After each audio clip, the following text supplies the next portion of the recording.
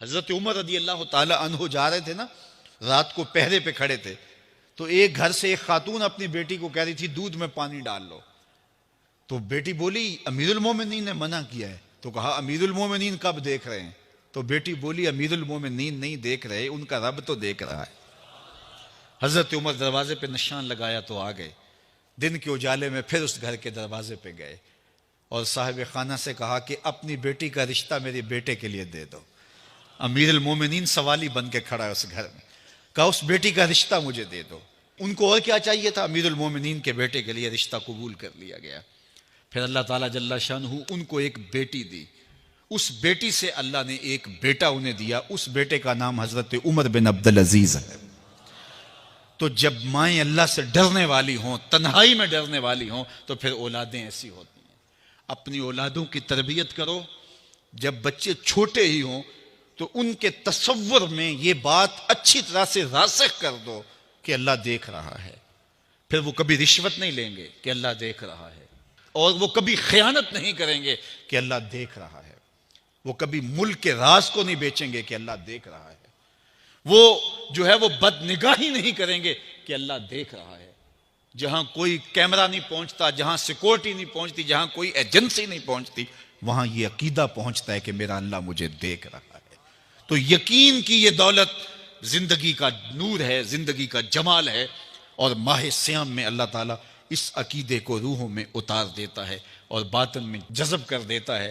تو اس کو اپنے اندر اچھی طرح سے ہم اتار کر کے اپنی زندگی میں چراغاں کر سکتے ہیں اور اندھیرے دور کر سکتے ہیں۔ یہ تیقن کہ میرا اللہ مجھے دیکھ رہا ہے، میں اپنے رب کی نگاہوں میں ہوں۔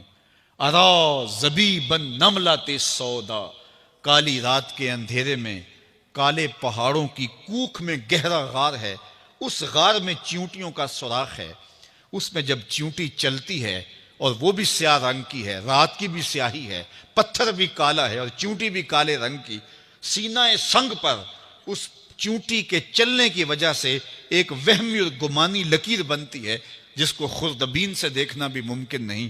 تمہارا رب اس کو یوں دیکھتا ہے جس طرح دیوار چین کو دیکھتا ہے۔ تو کیا ذہن اور دماغ کی سکرین پہ آنے والے خیالات سے وہ غافل ہو سکتا ہے؟ کیا وسوسوں سے وہ غافل ہو سکتا ہے؟ تو آئیے اس یقین اور اس تیقن میں جینے کا گر سیکھیے۔ دیکھیے زندگی کتنی نور علی نور ہو جائے گی کہ میرا اللہ مجھے دیکھ رہا ہے، میرا اللہ مجھے ملاحظہ کر رہا ہے، میں اس کی نظروں سے، اس کی نگاہوں سے پوشیدہ نہیں۔ تو یہ عقیدہ ماہ سیام میں ہمیں نصیب ہوتا ہے۔ اور اگر ہم نے ماہ سیام کے دامن سے یہ سب کچھ نہیں سیکھا اور پورا مہینہ بھوک کاٹی، پیاس کاٹی اور مہینہ گزار دیا، اور عید کے دن وہیں کھڑے تھے جو ہم 29 شعبان کو جہاں کھڑے تھے، تو پھر ہم نے رمضان کی برکت کیا پائی؟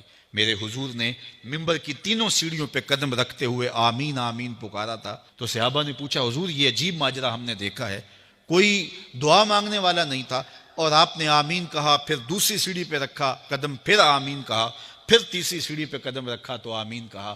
فرمایا میں نے پہلی سیڑھی پہ قدم رکھا تو جبریل حاضر ہوئے اور انہوں نے کہا اس شخص کی ناک خاک آلود ہو جس نے ماہ سیام رمضان المبارک کو پایا اور اپنی بخشش نہ کروا سکا۔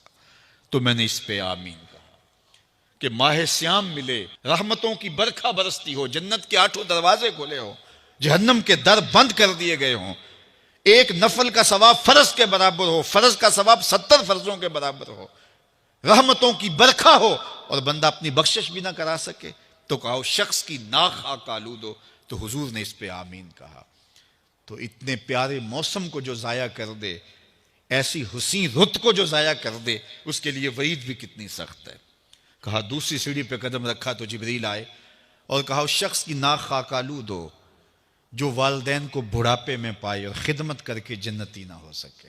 منبر کی تیسری سیڑھی پہ قدم رکھا تو جبریل آئے، انہوں نے کہا اس شخص کی ناک خاک آلود ہو جس کے سامنے آپ کا ذکر کیا جائے اور وہ آپ پہ درود نہ پڑے۔ اللہ اکبر۔ رسول رحمت کا نام آئے تو درود و سلام پیش کرو، ان کا ذکر آئے تو تمہاری روحیں بھی درود پڑھیں، تمہاری زبانیں بھی درود پڑھیں۔ اللہم صلی علی سیدنا و مولانا محمد معدن الجود والکرم۔ ان کا ذکر روحوں کی غذا ہے، ان کا ذکر دل کا قرار ہے، تو ان کے تذکرے کی خوشبو سے اپنے ماحول کو معطر رکھو۔